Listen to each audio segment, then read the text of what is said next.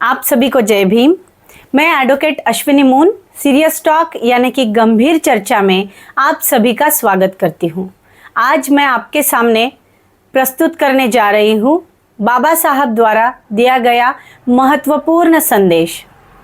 नानक चंद रत्तू द्वारा लिखी गई किताब बाबा साहब डॉक्टर अंबेडकर संस्मरण और स्मृतियाँ यहाँ से इसे लिया गया है।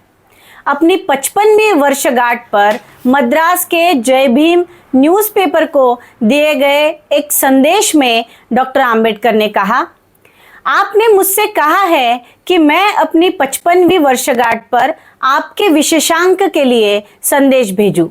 यह एक दुखद तथ्य है कि भारत में राजनीतिक नेता को ईश्वर की बराबरी पर रखा जाता है।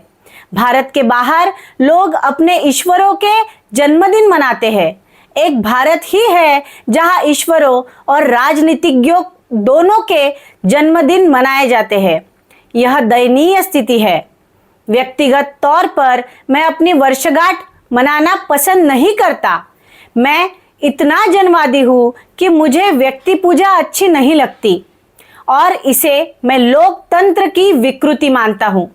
यदि कोई नेता श्रद्धा, प्रेम, सम्मान और आदर का सचमुच में ही पात्र है तो यह सब चल सकता है और इसे नेता तथा अनुयायियों दोनों के लिए पर्याप्त होना चाहिए, किंतु नेता की पूजा निश्चित तौर पर नहीं चल सकती। यह दोनों के लिए मनोबल तोड़ने वाली है। लेकिन मैं समझता हूँ कि शायद यह सब अलग बात है। जब किसी राजनेता को ईश्वर की बराबरी पर रख दिया जाता है तो उसे ईश्वर की भूमिका निभानी ही चाहिए और अपने अनुयायियों को उसी ढंग से संदेश देना चाहिए जैसे ईश्वर देते थे। इस अवसर पर बहुजनों को मैं क्या संदेश दे सकता हूँ? मैं उन्हें संदेश नहीं दे सकता, लेकिन मैं एक यूनानी पुराण कथा सुनाकर उन्हें इससे मिलने वाली शिक्षा का संकेत दे सकता हूँ। यह कथा यूनानी देवी डिमीटर को संबोधित करते हुए एक भजन में आती है। डिमीटर को संबोधित इस भजन में बताया गया है कि यह महान देवी अपनी पुत्री की तलाश में भटकते भटकते केलियोस के दरबार में आ जाती है। एक साधारण धाय माता के वेश में देवी को कोई नहीं पहचान पाता और रानी मेटोनिरा अपने सबसे नवजात शिशु डेमोफून को देखभाल के लिए उन्हें सौंप देती है, जिसे बाद में ट्रिपल टोलेमोच के नाम से जाना गया।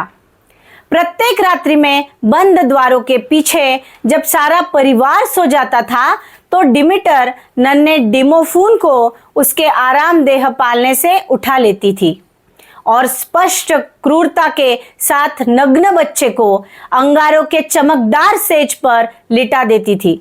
यद्यपि ऐसा वह अपार प्रेम व वशीभूत होकर इस इच्छा से करती थी कि बच्चा अंततः देवत्व को प्राप्त कर ले। शिशु डिमोफून धधकते कोयले को सहन करता है और इस अग्नि परीक्षा से शक्ति ग्रहण करता है। उसके अंदर कोई अति मानवीय चीज पनपती है, कोई चीज जो दमदार है, कुछ चीज जो आशातीत रूप में महिमामयी है। किंतु कथा के अनुसार एक रात मेटोनिरा चिंतित होकर उस कमरे में धड़धड़ाती हुई आ जाती है जहां यह प्रयोग चल रहा था। वह अपने भ्रमित भय के वशीभूत होकर उस देवी को धक्का मारकर एक तरफ धकेल देती है जो महामानव का निर्माण करने के अपने काम में लगी थी। अंगारों को हटा देती है और बच्चे को उठाकर ले जाती है। इसका परिणाम यह होता है कि वह बच्चे को तो बचा लेती है, लेकिन एक महामानव और संभावी देवता को खो देती है। इस कथा से हमें क्या शिक्षा मिलती है? मेरी समझ में तो इससे यह शिक्षा मिलती है कि महानता केवल संघर्ष और त्याग से ही प्राप्त हो सकती है। अग्नि परीक्षा से गुजरे बिना न तो मानवत्व को प्राप्त किया जा सकता है और न ही देवत्व को। अग्नि शुद्ध करती है, अग्नि बलशाली बनाती है। यह काम संघर्ष और कष्ट करते हैं। कोई पददलित व्यक्ति तब तक महान नहीं बन सकता जब तक वह संघर्ष और कष्ट के लिए तैयार नहीं हो जाता। उसे अपने भविष्य के निर्माण के हेतु वर्तमान सुविधाओं बल्कि आवश्यकताओं का भी त्याग करने को तैयार रहना होगा। बाइबल की भाषा में कहे तो जीवन की दौड़ के लिए बुलाया सभी को गया है, किंतु चुने जाने वाले थोड़े ही हैं। क्यों? कारण स्पष्ट है। अधिकांश पददलित लोग जीवन की इस दौड़ में महानता अर्जित करने में इसलिए पीछे रह जाते हैं क्योंकि उनमें अपने भविष्य की आवश्यकताओं के हित में वर्तमान के सुखों का त्याग करने का न तो साहस होता है और न ही संकल्प। इस पौराणिक कथा में निहित संदेश से बेहतर और कोई और संदेश हो सकता है? मुझे तो कोई दिखाई नहीं देता। मेरे विचार में बहुजनों के लिए यह सबसे बढ़िया और सबसे उपयुक्त संदेश है। मैं उनके संघर्ष और उनके कष्टों के बारे में जानता हूं।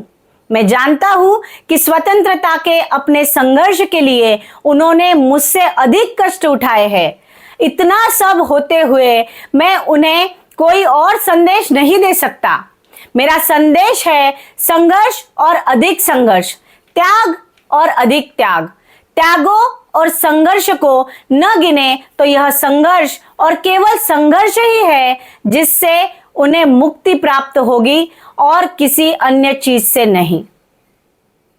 बहुजनों को ऊपर उठाने और प्रतिरोध करने की एक सामूहिक इच्छा विकसित करनी होगी और अपने काम की पवित्रता में विश्वास करना होगा और अपने लक्ष्य की प्राप्ति के लिए एक साझा संकल्प बनाना होगा।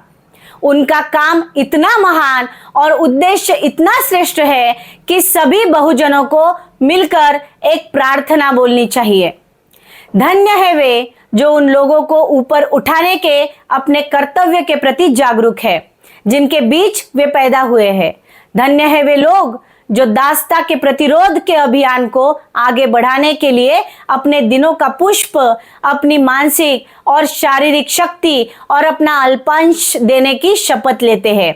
धन्य है वे जो यह संकल्प लेते हैं कि चाहे अच्छा हो या बुरा, चाहे धूप हो या तूफान, चाहे सम्मान मिले या अपमान, वे तब तक नहीं रुकेंगे जब तक बहुजन लोग पूर्ण रूप से अपने पौरुष को पुनर्प्राप्त नहीं कर सकते। धन्यवाद।